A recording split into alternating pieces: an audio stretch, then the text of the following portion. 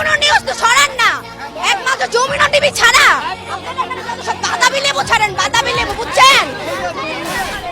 আপনারা হুদাই এরকম শোনেন, আপনারা এখানে হুদাই প্রেস নিয়ে আসেন, বলেন আপনি বলেন, আর ওই যমুনা টিভি ছাড়া কোনো প্রেস কোনো রকম আপনারা সবাই ফেক এখানে, সবাই হাসিনার চামচা আপনারা, একটাও ছাড়েন না, আপনারা একবার মিথ্যা কথা বলবেন না। কয়টা ছাড়ছেন? দেখেন আপনাদের এমপি চ্যানেল দেখান, কোথায় আপনারা ছাড়ছেন?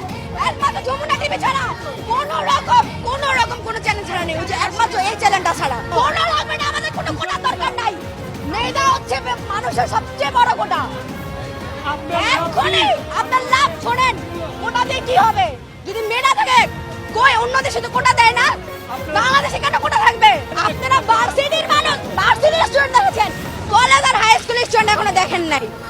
একবার যদি সব স্টুডেন্ট নাইমা যায়, এইসব ছাত্রলীগ, যুবলীগ, ছাত্রদল আর পুলিশ কেউ থাকবে না, টিকবে না।